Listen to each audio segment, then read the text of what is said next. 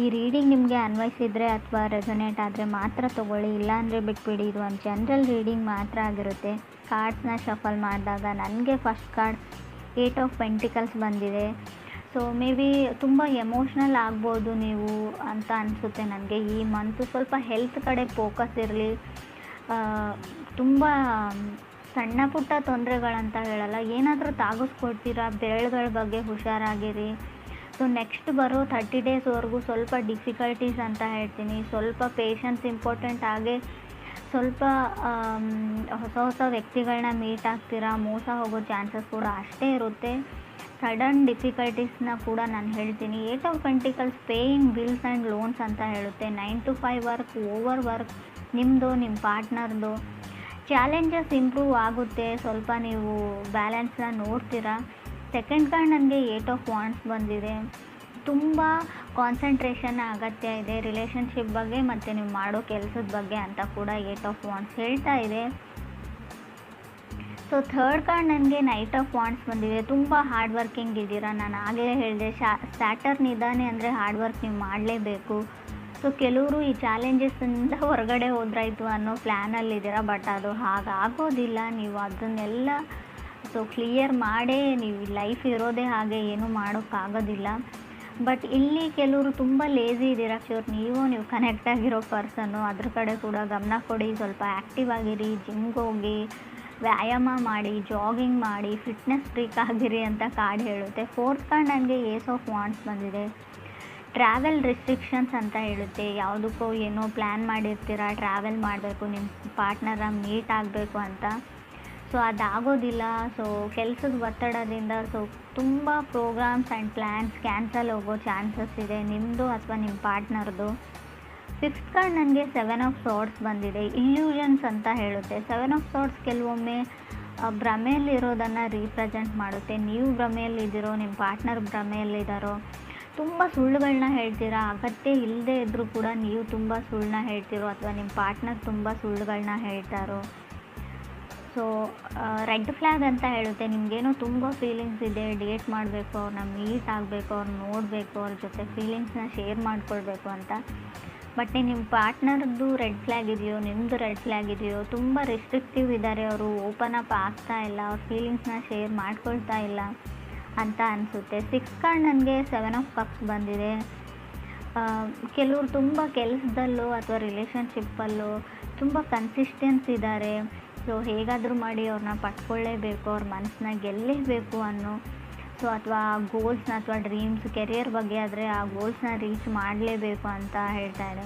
So family ಚೆನ್ನಾಗಿದೆ, wealthy family ಅನ್ಬೋದು, ನಿಮ್ಮದು ಕೂಡ ಅವ್ರದ್ದು ಕೂಡ. ಸೊ ಅಡ್ವೈಸನ್ನ ತೊಗೊಳ್ಬೋದು. ಸ್ಟಾರ್ಟಿಂಗ್ ಆಫ್ ರಿಲೇಷನ್ಶಿಪ್ಪಲ್ಲಿ ಹೊಸದಾಗಿ ಕಮಿಟ್ ಆಗಿದ್ದರೆ ಖಂಡಿತವಾಗ್ಲೂ ನಿಮ್ಮ ಫ್ರೆಂಡ್ಸ್ದು ಯಾರಾದರೂ ಅಡ್ವೈಸ್ನ ತೊಗೊಳ್ಳಿ ನೀವು ಅಂತ ಕೂಡ ಕಾರ್ಡ್ ಹೇಳುತ್ತೆ. 7th ಕಾರ್ಡ್ ನನಗೆ 6 ಆಫ್ ಸಾರ್ಡ್ಸ್ ಬಂದಿದೆ. ಯಾರೋ ಯಾರ ಜೊತೆನೋ ಮಾತಾಡ್ತಾ ಇಲ್ಲ, ನೀವು ನಿಮ್ಮ ಪಾರ್ಟ್ನರ್ ಜೊತೆ ಅಷ್ಟೊಂದು ಕಮ್ಯುನಿಕೇಟ್ ಮಾಡ್ತಾ ಇಲ್ವೋ, ಅದರ್ ಪರ್ಸನ್ ನಿಮ್ಮ ಜೊತೆ ಕಮ್ಯುನಿಕೇಟ್ ಮಾಡ್ತಾ ಇಲ್ವೋ. ಕೆಲವ್ರಿಗೆ ರೆಡ್ ಫ್ಲ್ಯಾಗ್ ಅಂತ ಹೇಳಿದೆ. ಸೊ ತುಂಬ ಸ್ಟ್ರಾಂಗಾಗೇ ಇದೆ ಅದು. ನೀವು ಅವ್ರನ್ನ ಬ್ಲಾಕ್ ಮಾಡಿದಿರೋ, ಅವ್ರು ನಿಮ್ಮನ್ನು ಬ್ಲಾಕ್ ಮಾಡಿದ್ರು. ಮೈಂಡ್ ಗೇಮ್ಸ್ ಅಂತ ಹೇಳ್ಬೋದು. ಸೊ ಮೈಂಡ್ ಗೇಮ್ಸ್ ಕೂಡ ಕಾಣ್ತಾ ಇದೆ. ಕೆಲವರಿಗೆ ಮಾತ್ರ ಫ್ರೆಂಡ್ಸ್, ಎಲ್ರಿಗೂ ಅಲ್ಲ. 8th ಕಾರ್ಡ್ ನನಗೆ ನೈಟ್ ಆಫ್ ಪೆಂಟಿಕಲ್ಸ್ ಬಂದಿದೆ.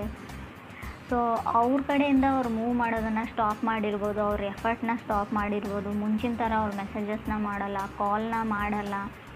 ಸೊ ಇತ್ತೀಚೆಗೆ ಯಾಕೋ ಅವ್ರಿಗೆ ಇಂಟ್ರೆಸ್ಟ್ ಕಮ್ಮಿ ಆಗಿದೆ ಅಂತ ನಿಮ್ಗೆ ಅನಿಸ್ತಾ ಇದೆ. ಬಟ್ ಅದು ಯಾವುದೇ ರೀತಿಯಿಂದಲೂ ಇಂಟ್ರೆಸ್ಟ್ ಕಮ್ಮಿ ಆಗಿಲ್ಲ. ಅವರು ನಿಮ್ಮ ಕಡೆಯಿಂದನೂ ಏನಾದರೂ ಎಫರ್ಟ್ ಬರಲಿ, ನೀವು ಕೂಡ ಅವ್ರನ್ನ ಅಷ್ಟೇ ಅಡ್ಮೈರ್ ಮಾಡಲಿ, ಅಷ್ಟೇ ಲವ್ ಆ್ಯಂಡ್ ಕೇರ್ ಮಾಡಲಿ, ಅಫೆಕ್ಷನ್ ಇರಲಿ ನಿಮ್ಮ ಕಡೆಯಿಂದನೂ ಅಂತ ಅವರು ಬಯಸ್ತಾ ಇದ್ದಾರೆ ಅಂತ ಹೇಳ್ಬೋದು. 9th ಕಾರ್ಡ್ ನನಗೆ ಸ್ಟಾರ್ ಕಾರ್ಡ್ ಬಂದಿದೆ. ಲರ್ನಿಂಗ್ ಕರ್ವಲ್ಲಿ ಇದ್ದೀರಾ ರೈಟ್ ನಾವು, ನೀವು ಅಥವಾ ಅವ್ರಿಗೂ. ಸ್ಟಾರ್ ಕಾರ್ಡ್ ಇರೋದ್ರಿಂದ ಹೋಪ್ ಇದೆ, ನಂಬಿಕೆ ಇದೆ ನಿಮ್ಮ ಮೇಲೆ, ಅವ್ರ ಮೇಲೆ ನಿಮಗೆ. ಸೊ ಚೇಂಜಸ್ ಇನ್ ರಿಲೇಷನ್ಶಿಪ್ ಅಂತ ಹೇಳುತ್ತೆ ಸ್ಟಾರ್ ಕಾರ್ಡ್ ಕೂಡ. 10th ಕಾರ್ಡ್ ನನಗೆ 6 ಆಫ್ ಪೆಂಟಿಕಲ್ಸ್ ಬಂದಿದೆ. ಕೆಲವರು ಇತ್ತೀಚೆಗೆ ಕೆಲಸ ಸಿಕ್ಕಿದೆಯೋ, ಕೆರಿಯರ್ ಸೆಟಲ್ ಆಗಿದ್ದೀರೋ, ಇತ್ತೀಚೆಗೆ ಮನೆಯಲ್ಲಿ ಫ್ಯಾಮಿಲಿ ಮೆಂಬರ್ಸ್ ನಿಮಗೆ ಜವಾಬ್ದಾರಿ ಕೊಟ್ಟಿದ್ದಾರೋ. ಲರ್ನಿಂಗ್ ಟು ಪೇ ಬಿಲ್ಸ್ ಅಂತ ಹೇಳುತ್ತೆ.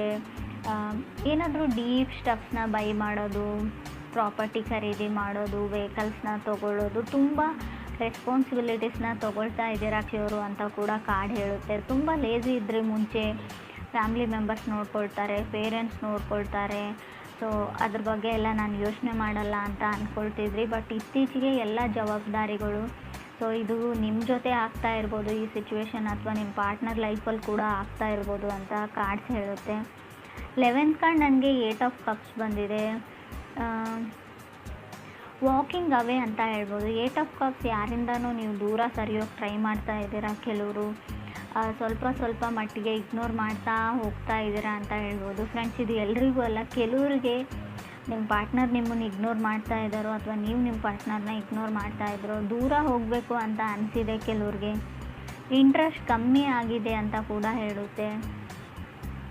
ಆಗಲೇ ಹೇಳಿದೆ, ಏನಾದರೂ ಪ್ರಾಪರ್ಟಿನ ಬೈ ಮಾಡ್ತೀರಾ ಅಂತ. ಕೆಲವರು ಮನೇನ ಪರ್ಚೇಸ್ ಮಾಡಬೇಕು ಅಂತ ಅಂದ್ಕೊಂಡಿದ್ದಾರೆ. ಕೆಲವರು ಓವರ್ ಕಮಿಟ್ ಆಗಿದ್ದೀನಿ ಅಂತ ಅನ್ನಿಸ್ತಾ ಇದೆ. ನಾನು ಆಗಲೇ ಹೇಳಿದೆ, ಯಾವುದ್ರ ಹಿಂದೆನೂ ಕೂಡ, ಯಾರ ಹಿಂದೆನೂ ಕೂಡ ನೀವು ತುಂಬ ರಶಲ್ಲಿ ಹೋಗಬೇಡಿ, ತುಂಬ ಓವರ್ ಕಮಿಟ್ ಆಗಬೇಡಿ ಅಂತ ಹೇಳುತ್ತೆ.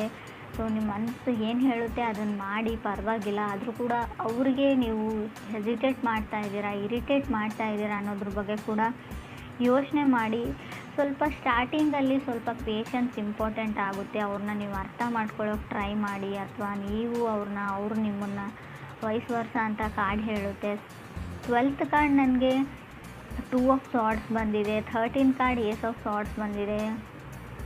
ಸೊ ಅವ್ರು ಯಾಕೋ ಮಾತಾಡ್ತಾ ಇಲ್ಲ ನಿಮ್ಮ ಜೊತೆ ಅಂತ ಅಂದ್ಕೊಳ್ತೀನಿ ನಾನು. ನಿಮ್ಮ ಪಾರ್ಟ್ನರ್ ನಿಮ್ಮ ಜೊತೆ ಮಾತಾಡ್ತಾ ಇಲ್ಲ. ಸೊ ತುಂಬ ಸೇಫ್ ಗೇಮ್ ಆಡ್ತಾರೆ ಅವರು, ಸೇಫಾಗಿರೋಕ್ಕೆ ಟ್ರೈ ಮಾಡ್ತಾರೆ. ಮೇ ಬಿ ಕೆಲವ್ರಿಗೆ ತುಂಬ ಟಾಕ್ಸಿಕ್ ರಿಲೇಷನ್ಶಿಪ್ಪಲ್ಲಿದ್ರಿ, ನಿಮ್ಮ ಫ್ಯಾಮಿಲಿ ಮೆಂಬರ್ಸ್ ನಿಮ್ಮನ್ನು ಸೇವ್ ಮಾಡಿದರು, ಆ ವ್ಯಕ್ತಿ ಸರಿಯಿಲ್ಲ ಅಂತ ಹೇಳಿದರು, ಅದಾದಮೇಲೆ ನೀವು ಹೊರಗಡೆ ಬಂದ್ರಿ. ಸೊ ಟೈಮ್ ಟು ಲರ್ನ್ ಅಂತ ಹೇಳುತ್ತೆ. ಕಲಿಯೋದಕ್ಕೆ ತುಂಬ ಇದೆ ಇವ್ರಿಗೆ ಲೈಫಲ್ಲಿ, ಅದನ್ನು ಕಲಿಯೋದಕ್ಕೆ ಟ್ರೈ ಮಾಡಿ, ಲೈಫ್ ಲೆಸನ್ಸ್ನ ಕಲೀರಿ ಅಂತ ಹೇಳುತ್ತೆ. ಇನ್ನೂ ತುಂಬ ಟೈಮ್ ಇದೆ ನಿಮಗೆ. ಯಾವ ವ್ಯಕ್ತಿಗಳು ಯಾವ ಥರ, ಯಾರ ಜೊತೆ ಹೇಗೆ ನಡ್ಕೊಳ್ಬೇಕು ಅನ್ನೋದನ್ನು ಕಲೀರಿ. ಯಾವಾಗಲೂ ಫನ್ ಆ್ಯಂಡ್ ಜೋಕಲ್ಲೇ ಇರಬೇಡಿ ಅಂತ ಕೂಡ ಕಾರ್ಡ್ಸ್ ಹೇಳುತ್ತೆ. ಕೆಲವೊಮ್ಮೆ ನೀವು ಮಾಡೋ ಜೋಕು ಕೆಲವ್ರಿಗೆ ತುಂಬ ಹಾರ್ಟ್ ಆಗಿದೆ ಅಂತ ಕೂಡ ಹೇಳುತ್ತೆ. 6 ಆಫ್ ಪೆಂಟಿಕಲ್ಸ್ ಮತ್ತು 8 ಆಫ್ ಕಪ್ಸ್ ಇರೋದ್ರಿಂದ ಸೊ ನೀವು ಜೋಕ್ ಅಂತ ಮಾಡ್ತೀರಾ, ಬಟ್ ಏನೋ ಯಾರಿಗೋ ಹರ್ಟ್ ಮಾಡಿದ್ದೀರಾ, ಇದರಿಂದ ಅವ್ರು ಶಟ್ ಡೌನ್ ಆಗಿದ್ದಾರೆ, ಕಮ್ಯುನಿಕೇಟ್ ಮಾಡ್ತಾ ಇಲ್ಲ, ನಿಮ್ಮ ಜೊತೆ ಮಾತಾಡ್ತಾ ಇಲ್ಲ, ಇತ್ತೀಚೆಗೆ ಯಾಕೋ ಇಗ್ನೋರ್ ಮಾಡ್ತಾ ಇದ್ದಾರೆ. ರಿಜೆಕ್ಟೆಡ್ ಫೀಲಿಂಗಲ್ಲಿ ನೀವಿದ್ದೀರೋ, ನಿಮ್ಮ ಪಾರ್ಟ್ನರ್ ಇದ್ದೀರೋ, ತುಂಬ ಏನೋ ಮೊದಲಿನ ಥರ ಇಲ್ಲ, ತುಂಬ ಚೇಂಜಸ್ನ ನೋಡ್ತಾ ಇದ್ದೀನಿ, ಸ್ವಲ್ಪ ಚೇಂಜ್ ಆಗ್ತಾ ಇದ್ದಾರೆ ನನ್ನ ಪಾರ್ಟ್ನರ್ ಅಂತ ಅನ್ನಿಸ್ತಾ ಇದೆ ನಿಮಗೆ. ಇದರಿಂದ ಟ್ರಿಗರ್ ಆಗ್ತಾ ಇದ್ದೀರಾ, ಇಬ್ಬರಲ್ಲೊಬ್ಬರು ಹರ್ಟ್ ಆಗ್ತಾ ಇದೆ ನಿಮಗೆಲ್ಲೋ ಒಂದು ಕಡೆ. ಬಟ್ ನೀವು ಅದನ್ನು ಓಪನ್ ಆಗಿ ಅವ್ರ ಜೊತೆ ಡಿಸ್ಕಸ್ ಮಾಡಿಲ್ಲ. ಸೊ ಅದನ್ನು ಕೇಳಿಬಿಡಿ, ಅವ್ರಿಗೆ ಏನು ಪ್ರಾಬ್ಲಮ್ಮು, ಏನು ನಡೀತಾ ಇದೆ ಅಂತ. ಸೊ ಒಂದು ಸಲ ಕ್ಲಿಯರ್ ಮಾಡಿಕೊಂಡು, ಸೊ ಅದರಿಂದ ಅವ್ರಿಗೆ ಇಷ್ಟ ಇಲ್ಲ ಅಂದರೆ ಅದರಿಂದ ಹೊರಗಡೆ ಬನ್ನಿ ಅಂತಲೇ ನಾನು ಹೇಳ್ತೀನಿ. ಸೊ ಬೀಯಿಂಗ್ ಹ್ಯಾಪಿ ಅಂತ ಅನಿಸುತ್ತೆ, ಖುಷಿಯಾಗಿದ್ದೀರಾ. ಬಟ್ ಚಾಲೆಂಜಸ್ ಸ್ವಲ್ಪ ಜಾಸ್ತಿ ಇದೆ ಫೆಬ್ರವರಿಯಲ್ಲಿ ಕಟಕ್ ರಾಶಿಯವ್ರಿಗೆ. ಚಾಲೆಂಜಸ್ ಅಂದರೆ ತುಂಬ ಕಷ್ಟಗಳು ಬರ್ತಾವೆ ಅಂತ ಅಲ್ಲ, ಸ್ವಲ್ಪ ಬ್ಯುಸಿಯಾಗಿರ್ತೀರ, ತುಂಬ ಕೆಲಸಗಳಿರ್ತವೆ, ಓಡಾಟ ಇರುತ್ತೆ, ಶಾಪಿಂಗ್ ಇರುತ್ತೆ, ಪರ್ಚೇಸ್ ಇರುತ್ತೆ, ಕೆಲವು ಜವಾಬ್ದಾರಿಗಳಿರುತ್ತೆ, ಪೂಜೆ ಇರುತ್ತೆ. ಸೊ ಮನೆಗೆ ನೆಂಟರು ಬರ್ಬೋದು, ತುಂಬ ಅಂದರೆ ತುಂಬ ಟ್ರಾವೆಲಿಂಗ್ ಕೂಡ ಇರುತ್ತೆ. ಆಲ್ರೆಡಿ ಕೆಲವರು ಟ್ರಾವೆಲಿಂಗ್ನ ಮುಗಿಸ್ಕೊಂಡು ಬಂದಿರ್ಬೋದು. ಕೆಲವ್ರಿಗೆ ಬಹಳ ಬೇಗ ಈ ಡಿಫಿಕಲ್ಟೀಸ್ ಎಂಡ್ ಆಗುತ್ತೆ, ಕೆಲವ್ರಿಗೆ ಮಂತ್ ಕೊನೆಯಲ್ಲಿ ಕೂಡ ಎಂಡ್ ಆಗ್ಬೋದು ಡಿಫಿಕಲ್ಟೀಸ್. ಬಟ್ ಯೋಚನೆ ಮಾಡೋ ಅಗತ್ಯ ಇಲ್ಲ, ಸ್ವಲ್ಪ ಹೆಲ್ತ್ ಕಡೆ ಜಾಸ್ತಿನ ಗಮನ ಕೊಡಿ ನೀವು ಅಂತ ಹೇಳ್ಬೋದು. ಸಡನ್ನಾಗಿ ಕೋಲ್ಡ್ ಆಗ್ಬೋದು, ಸಡನ್ನಾಗಿ ವೆದರ್ ಚೇಂಜ್ ಆಗೋದ್ರಿಂದ, ಟ್ರಾವೆಲ್ ಮಾಡಿ ಬೇರೆ ಊರು ಅಥವಾ ಸಿಟಿಗೆ ಹೋಗೋದ್ರಿಂದ ಸಡನ್ ಹೆಲ್ತ್ ಇಶ್ಯೂಸ್ ಬರ್ಬೋದು. ನಡೆಯುವಾಗಲೂ ಅಥವಾ ಶೂಸ್ ಅಥವಾ ಏನಾದರೂ ಇದ್ದರೂ ಕೂಡ ಸ್ವಲ್ಪ ಚೆನ್ನಾಗಿರೋ ಶೂಸ್ನ ಹಾಕ್ಕೊಂಡಿರಿ ಅಂತ ನಾನು ಹೇಳ್ತೀನಿ. ಬೆರಳುಗಳ ಬಗ್ಗೆ ಸ್ವಲ್ಪ ಕೇರ್ಫುಲ್ ಆಗಿರಿ. ಕೊನೆಯದಾಗಿ ಹೇಳೋದಾದ್ರೂ ನಾನು ಅದನ್ನೇ ಹೇಳ್ತೀನಿ.